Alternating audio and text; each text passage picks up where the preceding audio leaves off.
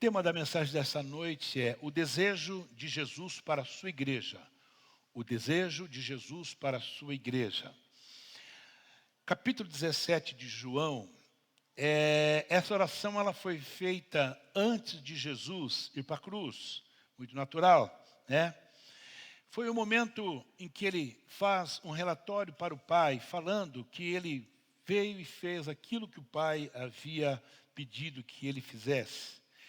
Também ele mostra dentro desse texto, né, para nós, como igreja que ainda não existia, para uma igreja que estaria nascendo lá no capítulo 2 do livro de Atos dos Apóstolos, Jesus vai mostrar dentro desse texto qual era o desejo dele para a igreja que iria nascer.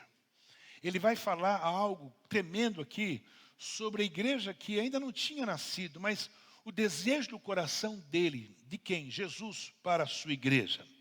Mas, antes de nós entrarmos diretamente no capítulo 17 de João, eu quero voltar um pouco atrás para mostrar para vocês alguma coisa que tem me incomodado muito, muito. Quando eu digo me preocupado muito, é que a gente vê de verdade no seu dia a dia pessoas que muitas vezes frequentam a igreja há anos, pessoas que se converteram há meses, não é? E às vezes ainda falta um determinado entendimento sobre o desejo de Jesus para você. Qual é o desejo de Jesus para a sua igreja? Por quê? A igreja sou eu, a igreja é você, nós somos a igreja. E muitas pessoas estão na igreja há tantos anos e às vezes têm dificuldade em entender qual é o desejo de Jesus para a sua vida. O que ele quer de você? Muito bem. Lá no capítulo 16 do livro de Mateus, nós vamos encontrar uma passagem muito interessante. Ali, Jesus começa a falar para os seus discípulos sobre a sua morte. Jesus começa a dizer que, olha, a casa vai cair, tá bom? Porque eu vou embora. Estou indo embora e vocês então fiquem bem espertos aí, porque eu vou, tá? No que ele diz isto, tá? O versículo 21 fala assim: desde esse tempo começou Jesus a mostrar aos seus discípulos que lhe era necessário seguir para Jerusalém e sofrer muitas coisas dos anciões, dos principais sacerdotes, dos escribas, ser morto, e também que seria ressuscitado no terceiro dia. Quando ele diz isto, aqui no capítulo 16, versículo 21 de Mateus, para que ele veio falar isso? Pedrão já pulou na frente. Pedro pula na frente e fala: que isso? De jeito nenhum, né? Chama Jesus à parte e fala assim, e o texto é claro, ele reprova Jesus. Quando Jesus, ele reprovou a fala, tem compaixão de ti mesmo, Senhor. Isso de modo algum vai acontecer. Pedro falando. Pedro está, não, de jeito nenhum, porque Jesus falou que ele seria maltratado pelos escribas, pelos sacerdotes, que ele seria morto e tal, né? Jesus volta para Pedro e diz: para trás de mim, Satanás. O Satanás, para trás de mim, né? Tu és para mim pedra de tropeço. Fala assim, bate forte, né? Não cogita das coisas de Deus e sim dos homens, ou seja, você quer que o teu desejo se cumpra e não o de Deus? Por que eu gostaria de falar um pouco sobre esse texto?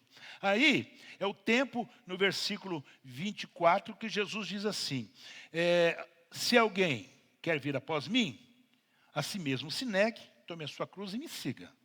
Jesus dá uma dura em Pedro, porque Pedro, não. Por que Pedro foi usado por Satanás? Usado literalmente, mas pastor, peraí, Pedro era o primeiro homem da fila, ele era o cara. Eu disse aqui no começo, nós temos pessoas que têm anos de evangelho. Nós temos pessoas que estão com a gente já há alguns meses, mas de vez em quando o diabo usa. O diabo fala, opa, vou usar. Deu brecha, o bicho pá, ele entra. Por quê? Porque de verdade, o inimigo de nossas vidas está sempre tentando mostrar que a gente consegue a salvação sem a cruz. Ah, mas deve ter um outro jeito. Não, mas como? Você vai ter que morrer na cruz? Não, você vai ter que morrer, vai morrer na cruz. Não, não, Jesus, não. Irmão, irmã, moço, moça nessa noite, obreiro do Senhor Jesus. A cruz era uma necessidade. Porque sem a cruz você não estaria aqui. Sem a cruz, nós jamais poderíamos dizer que nós somos salvos na pessoa de Jesus. Porque a cruz era nossa e Ele a tomou sobre si. Mas Ele diz, olha, se você quer seguir após mim, é uma opção sua. Você tem que se negar, tomar a sua cruz e seguir. Agora veja só, Ele fala isto após Pedro se levantar e falar, de jeito nenhum. Pedro não estava entendendo, como nós temos muita gente que até hoje não entendeu que conversa que é essa de me negar a mim mesmo, tomar minha cruz e seguir. Por quê? Porque nós temos dificuldade de enfrentar os problemas do dia a dia. Que isso, Jesus? Você vai morrer que nada diz. Não, eu vou pular na frente. Tanto que ele pulou, né? Pulou. Pegou a espada e cortou a orelha de Malco. Ele, quando vê os soldados se aproximando para pegar Jesus, ele pega a espada, e o texto é extremamente claro, ele corta a orelha do cara. Jesus falou, mas camarada, eu não falei para você, pega a orelha do cara, bota no lugar lá, e está tudo certo. O que significa negar a mim mesmo? Que conversa que é essa? Jesus está dizendo, se alguém quer vir após mim, negue-se a si mesmo, tome a sua cruz e siga-me. Aqui, Jesus tem como foco que aquele desejo de segui-lo precisa estar alinhado à vontade de Deus. O desejo de você seguir a Jesus precisa estar alinhado com o desejo de Deus. Se o desejo de Deus não estiver alinhado com a sua vontade, você não vai conseguir nada. E a vontade de Deus, ela muitas vezes se choca, muitas vezes com a nossa vontade, com o nosso desejo. E às vezes nós temos dificuldade em entender isto, mas meu Deus, que é isto? E uma das coisas que Pedro tinha dificuldade em entender é quando Jesus falava com alguém que não era judeu. Ele queria, ficava se mordendo por dentro. Por quê? A salvação veio para nós somos o povo escolhido. Irmão, deixa eu dizer uma coisa aqui. Você precisa entender que lá no céu, você vai encontrar um monte de gente. Você vai falar, não, mas pera, esse aqui está aqui? Está aqui. Está no céu, tá? Então se está no céu, está tudo certo. Veja só, os que seguiam a Cristo, eles precisavam ter a capacidade de considerar a vontade de Deus superior à sua própria. Aqui está o X do negócio. A gente quer que Deus faça o que a gente quer né? Eu não admito que o Hélio faça isso. Não, você não pode fazer. Milton, eu reprovo. E a gente fica às vezes bicudo. Por quê? Porque eu queria que o Milton fizesse assim, mas o Milton não fez assim. E deixa eu te dizer uma coisa.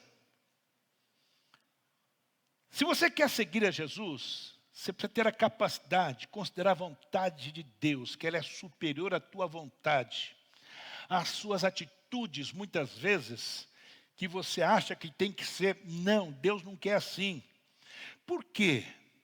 Porque Deus é Deus. E o maior exemplo é que a Bíblia manda eu amar o meu inimigo. Meu Deus do céu, a Bíblia manda fazer isso, anda. E Jesus amou seus inimigos. Vocês lembram o que Jesus falou quando estava na cruz? Deus meu, perdoa-os porque eles não sabem o que fazem.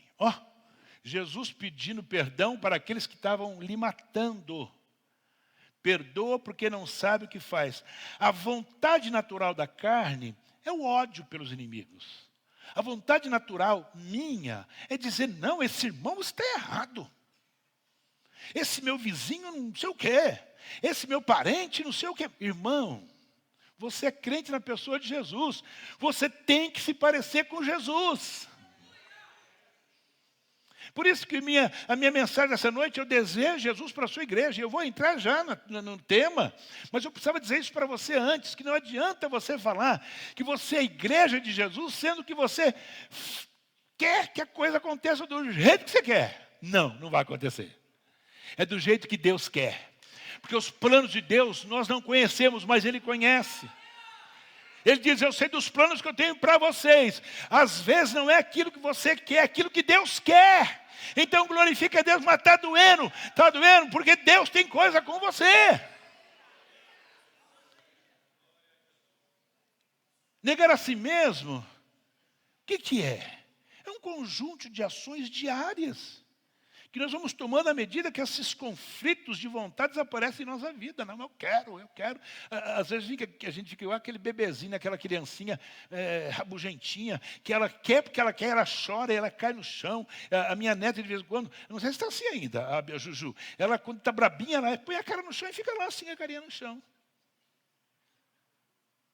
Fazendo pirraça. E às vezes nós somos assim. Nós fazemos pirracinha. Mas eu tenho 30 anos de crente. Eu tenho 10 anos de crente. Estou fazendo pirraça ainda, irmão. Vai se converter, irmão. Volta-se para Jesus e fala assim, opa, Deus sabe a forma de trabalhar. A justiça pertence a Deus. A justiça pertence a Deus. Deus sabe como tratar cada situação. Você está sofrendo, está doendo, entrega na mão de Deus. É Deus que vai cuidar de você. Por quê? Porque Jesus, nesta oração do capítulo 17, ele tinha um desejo. E eu quero mostrar para vocês, dentro da vontade dele, qual era o desejo. E se você continuar fazendo bico, se você continuar fazendo, não, eu quero que seja assim, você não vai conseguir cumprir o que Jesus está falando no capítulo 17 de João. Primeira coisa, qual é a igreja que ele deseja? Qual é a igreja do coração de Jesus? Primeira coisa, uma igreja com autoridade espiritual. E autoridade espiritual, quando nós falamos em autoridade, não é o pastor Ismael o pastor da igreja. Então ele tem autoridade, eu tenho, mas você também tem. Você tem autoridade espiritual, porque mora em você o mesmo Espírito que mora em mim. Jesus, quando disse para os seus discípulos, vocês agora vão sair, e vocês vão orar, vocês vão pregar, e os enfermos vão ser curados, os caras falaram, será? E quando eles saem, e acontece, eles voltam alegres. Puxa, não é que nós oramos, Jesus curou, e deu vista ao cego, o paralítico, porque Deus, pela sua infinita misericórdia, ele vai falar que, olha só, Jesus falou assim, levantando seus olhos ao céu e disse, Pai, é chegada a hora, glorifica teu filho, para que também o teu filho glorifique a ti. Assim como lhe deste poder sobre a carne, para que dê vida eterna a todos quanto lhe deste. Quem? Quem que ele nos deu? A igreja. Nós somos a igreja, que Deus deu para ele. Nós somos a pérola do Senhor Jesus. Deus nos deu a Jesus pelo seu Espírito Santo. Então esse poder que ele está falando aqui, é o poder que eu tenho, que você tem. Mas como é que eu tenho? Busque. O Espírito Santo mora em você. Os dons espirituais estão aí para ser usado. Agora eu preciso de entender que um dos desejos do coração do Senhor Jesus é que essa igreja tenha autoridade sobre o demônio, sobre as enfermidades, sobre as dificuldades. Mas para isso eu preciso ter ciência de que eu preciso ter uma vida cheia do Espírito Santo de Deus. E eu só consigo isso como? Falando, buscando, orando, lendo Bíblia. Eu preciso ter comunhão. E quanto mais comunhão eu tenho com o Senhor Jesus, mais autoridade espiritual eu vou ter para a glória dele. Não minha. Hoje virou festa. Os caras na televisão, na internet, no YouTube, porque eu faço, porque eu aconteço, porque eu coloco as mãos, Jesus cura. Os caras, eles querem glória para eles, irmãos, toda a honra e glória do Senhor Jesus. Seja humilde e fala, eu quero ser usado por Deus, mas a honra e a glória é dele. Eu não sou nada diante dele, mas tem uma coisa, o desejo do coração de Deus é que de verdade eu tivesse autoridade espiritual. E se esse é o desejo, é só você se apossar no nome do Senhor Jesus. A autoridade que Deus deu a Jesus, ele repassou para a igreja. Olha só, João 14, e o versículo 12. Na verdade, eu vos digo que aquele que crê em mim, também fará as obras que eu faço, e as fará maiores do que estas, porque eu vou para o meu Pai. Eu vou, mas vocês vão ter essa autoridade maior ainda do que a minha. Então, levante a sua mão e diga: Senhor, eu quero essa autoridade espiritual na minha vida. Você pode fazer isso? Diga: Senhor, eu quero essa autoridade. Eu quero essa autoridade. E quando você entender que você está recebendo, você vai fazer coisas tremendas pela vontade de Deus. Por isso que Jesus, lá em Mateus 28, ele manda nós fazermos discípulos, batizando em nome do Pai, do Filho e do Espírito Santo, como nós fizemos hoje pela manhã. Por quê? Porque essa autoridade só é dada a quem de verdade quer. Ok? Segunda coisa, desejo de Jesus para a sua igreja. Uma igreja com conhecimento espiritual. A maturidade espiritual, ela não vem do dia para a noite. A maturidade espiritual, ela vem com um processo de Deus na minha vida e na sua vida. Agora, eu não posso a vida toda continuar sendo bebê. Não posso. Eu lembro que a minha nora, quando estava tirando o peito da Belinha, uma luta. Para tirar foi uma luta. Então, ele foi até um dia passear em umas montanhas lá, acho que a Sônia deve lembrar disso. E ele tirou umas fotos no trem, ele subiu na montanha e a Belinha agarrada no peito da Beta. Você lembra disso? E ela não queria saber. Podia estar em qualquer lugar que era o peito. E para tirar? Você que é mãe sabe como é que é difícil. E para tirar a chupeta? Por quê? Vai chegar uma hora que tem que tirar. A criança tem que crescer. Crente é a mesma coisa, eu preciso crescer. O desejo de Jesus para a sua igreja é que uma igreja que tivesse conhecimento espiritual, versículo 3. E a vida eterna é esta, que te conheçam a ti como o único Deus verdadeiro e a Jesus Cristo, aquele que tu enviaste. Quando a gente lê esse texto, você pode falar assim: não, pastor, mas eu conheço, eu entendo que Deus é o único, eu entendo que Jesus foi enviado pelo Pai, então eu estou dentro. Espera aí. Você está dentro quando as suas atitudes e as suas ações condizem com aquilo que você fala. É muito falar: eu acredito em Deus. Irmão, até o diabo acredita em Deus. Eu sou cristão. Mas espera um pouquinho. As suas atitudes do dia a dia te mostra de verdade, mostra para quem está do outro lado que você tem conhecimento espiritual com Deus. Você é uma pessoa que de verdade é madura. A igreja de Cristo e todos os cristãos devem ser marcados por um conhecimento especial, peculiar da pessoa de Deus e de Jesus. É quando você declara isto, você está dizendo: a minha bússola se chama Jesus. Quando você diz que você tem conhecimento espiritual, você é guiado pelo Espírito. As suas atitudes são diferentes da atitude que você tinha antes de conhecer o Evangelho de Cristo Jesus. As suas atitudes, elas vão chamar a atenção das pessoas. Muitas vezes você é calado. As pessoas vão te admirar, vão dizer: mas por que esse camarada, por que essa mulher, por que esse moço, por que esse homem é diferente?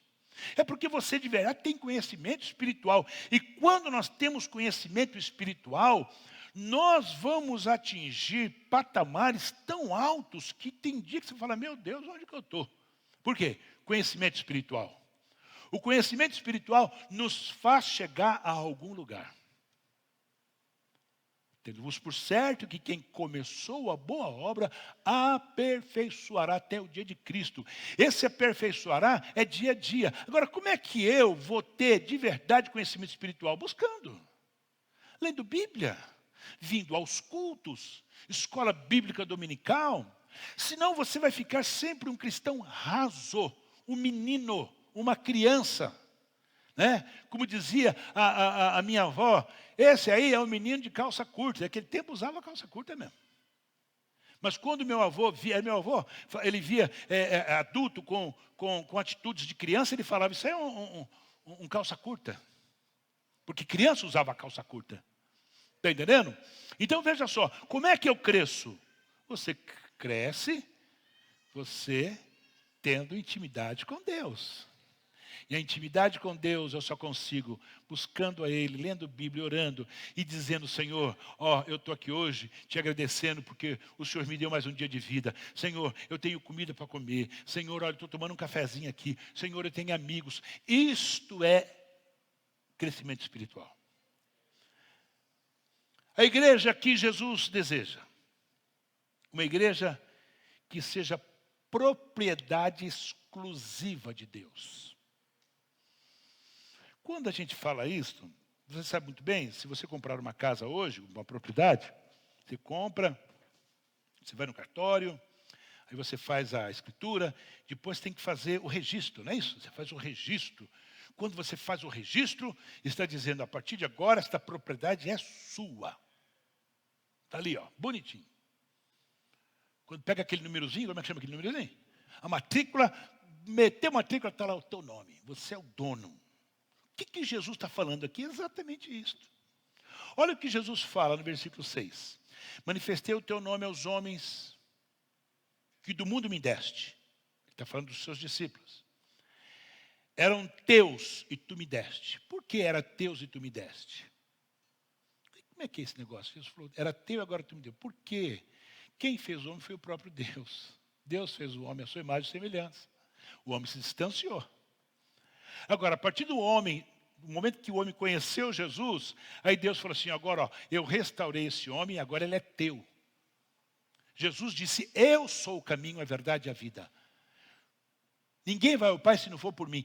O caminho para chegar ao céu é Jesus. Mas antes disso, nós somos feitura de Deus, a imagem e semelhança dele. Se distanciamos pelo pecado, mas foi Deus que nos fez. Agora Deus nos regenerou e falou, filho, agora cuida, porque é teu. É isso que Jesus está falando aqui. Guardar a tua palavra, eu rogo por eles. Não rogo pelo mundo, mas por aqueles que têm me dado, porque são teus. Somos de Deus, somos do Senhor Jesus, propriedade exclusiva dele. E sabemos exatamente que somos a quem servirmos. Não porque dizem, mas porque nós conhecemos ao Senhor Jesus. E existe hoje uma preocupação muito grande das pessoas, elas reafirmar isto. Quando se desce ao tanque batismal, se faz algumas perguntas para a pessoa que está dizendo, e pergunta ela, você promete ser fiel? Não é assim no dia do teu casamento? Você promete ser fiel a fulana de tal, ao fulano? Até que a morte o separe? É assim que é dito. Na palavra não é diferente. Irmão, você é propriedade de Deus. Como eu fico feliz quando um homem, uma mulher diz para mim, olha, eu trabalho na empresa tal, empresa multinacional, olha, a empresa ela é assim, eu fico, puxa, que bacana, eu fico numa felicidade. Fico feliz quando alguém fala, pastor, olha, adquiri uma propriedade. Sabe, eu morava de aluguel, o senhor me deu, puxa, que legal. Como eu fico feliz quando alguém fala, pastor, olha, comprei um terreninho, estou construindo uma casa. Isso, irmão, me enche de alegria. Porque a sua alegria tem que ser a minha alegria, a nossa alegria tem que ser igual. Mas coisa boa é quando você fala, eu sou propriedade de Deus. Trabalho numa boa empresa, tenho um bom salário, mas tudo isso é legal. Mas legal mesmo é porque eu sou do Senhor. Eu sou do Deus que me amou de uma forma tão tremenda e tão grande que não tem como nós medirmos o amor de Deus. Que Ele deu o seu único filho para morrer na cruz pelos meus pecados. Então eu sou dele, porque eu entreguei minha vida para Ele. Ou seja, propriedade exclusiva de Deus. Isso é forte demais. Isso é muito bom demais. Não é? Mas eu sou filho do prefeito da cidade. Eu sou filho do governador. Sou filho do presidente. Legal. Tudo isso é bacana. Mas bacana mesmo é sermos propriedade de Deus. É isto que Jesus, Ele está pedindo aqui, que esta igreja que vai nascer, o meu desejo, Pai, é que ela seja exclusivamente sua. A igreja exclusivamente de Deus está aqui hoje? Glorificado seja o nome do Senhor. Jesus continua dizendo assim no versículo 7. Agora sabem que tudo quanto me deste provém de ti. Qual era o desejo do Senhor Jesus? Uma igreja que entendia que tudo vem de Deus. E aqui nós voltamos lá em Mateus, onde nós começamos. Pedro não entendeu nada. Não estava compreendendo nada. Pedro ainda estava naquela da revolução. Pedro ainda estava achando que o Messias vinha para poder tirar os romanos de dentro de Jerusalém. Pedro não estava entendendo nada. Quando Jesus repreende Pedro e fala, para trás de mim, Satanás, ali de verdade, na hora eu acho que Jesus lembrou dele lá, quando ele foi orar 40 dias, 40 noites, o diabo se apresenta para ele, oferecendo para ele o mundo. Tudo isso te darei se você me seguir. Tentando tirar o foco de Jesus da cruz. E não pense os senhores que para Jesus era fácil, não. Irmãos, o que os romanos mais adoravam e gostavam era de pegar aqueles judeus que se levantavam contra eles e colocar numa cruz. Não pense que a cruz foi uma exclusividade do Senhor Jesus, não. A morte de cruz era a especialidade dos romanos. Todo dia tinha um cara na cruz lá, sabia disso? E ele ficava no lugar para todo mundo ver. Se você se levantar contra os romanos, aquela cruz te espera. Então a cruz não foi uma exclusividade do Senhor Jesus. Só que a cruz de Cristo foi diferente, porque ela era sua, ela era minha. E ele veio com um propósito, ele foi santo, ele não conheceu o pecado. Ele não conheceu essa coisa chamada pecado. Ele nasce da Virgem Maria, de uma mulher que não conheceu homem.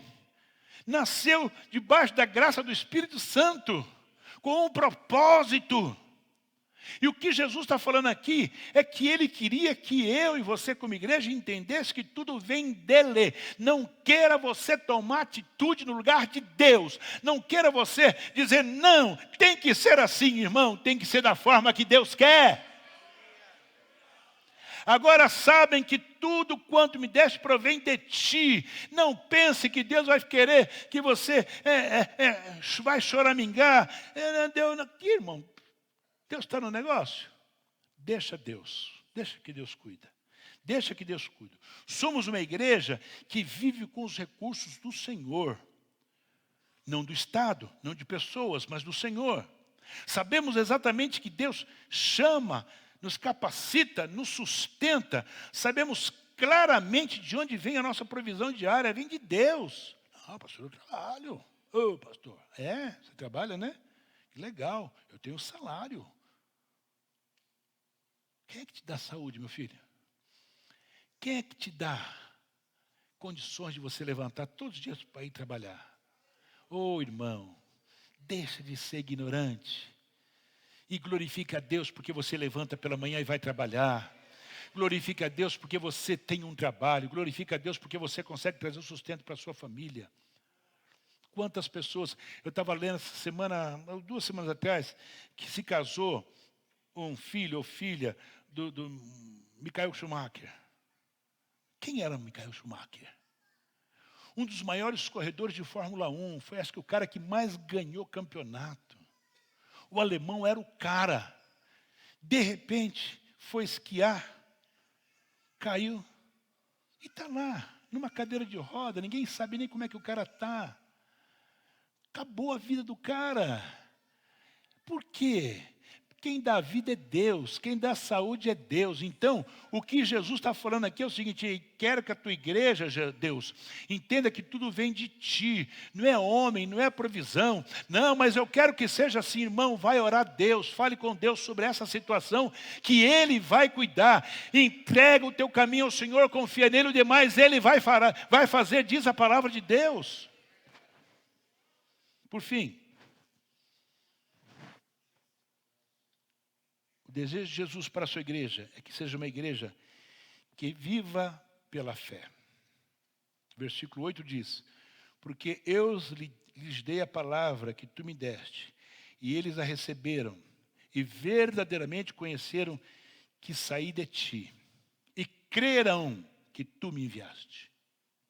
Vocês estão pensando, gente, que foi fácil um grupo de homens, não só os 12 discípulos, mas também as mulheres, e mais um. Jesus, eu já disse aqui numa palavra, que Jesus tinha outros discípulos, fora os 12. Ele tinha os 12 mais próximos, ele tinha muita gente. Vocês acham que foi fácil para aqueles camaradas sair pelo mundo falando de Jesus? Vocês imaginam que naquela época Roma não dominava só Israel, dominava toda a Ásia.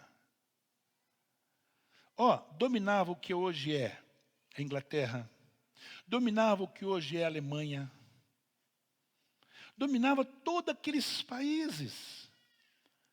Como é que eu vou sair agora para pregar o evangelho, sendo que esses caras aqui, qualquer coisinha, eles mandam para a cruz? Mas eles tinham fé. Tinham fé. Por quê? A fé é o firme fundamento das coisas que não se vê, mas se esperam. Eles creram que Deus enviou Jesus pelos milagres que Jesus fez, e mais do que os milagres, ao terceiro dia, este Jesus ressuscitou. E a ressurreição de Jesus é o ápice. É o ápice. Lá na ceia, na última ceia, Jesus fala, olha, tomai e comei, tomai e bebei, porque isso só vai acontecer de novo lá na glória com vocês. Aqui não vou estar mais. A última ceia, Jesus estava deixando isso claro para os seus discípulos. Mas eles, naquele momento eles não estavam entendendo absolutamente nada, ao ponto deles fugirem quando Jesus é preso. Mas quando Jesus aparece ressurreto, opa, espera um pouquinho, nós somos incrédulos mesmo. Jesus está aqui, né? E Tomé, eu só acredito se eu botar a mão nas suas feridas. Tomézão, põe a mão aqui. E Tomé botou lá estavam as feridas. Então, a igreja que Jesus deseja é uma igreja que viva pela fé. Não porque eu estou vendo. Eu não estou vendo, mas estou crendo. Louvado é o nome do Senhor, né? A igreja, ela é de verdade uma comunidade de fé, que se alimenta pela fé, marcha pela fé e vive proclamando ao mundo pela fé. Essa é a igreja que Jesus deseja. Que tenha autoridade espiritual, que tenha conhecimento espiritual, que seja propriedade exclusiva dele, que entende claramente que tudo vem dele. E uma igreja que vive pela fé. Baixa a cabeça, vamos orar a Deus. Eu quero te louvar, a Deus, pela tua palavra que o Senhor tem falado ao meu coração nesta noite. E eu entendo perfeitamente, ó Pai, que a tua vontade, ela tem de verdade sido real nos nossos dias. Aqui está a tua igreja, Pai amado. Igreja lavada, remida no teu sangue.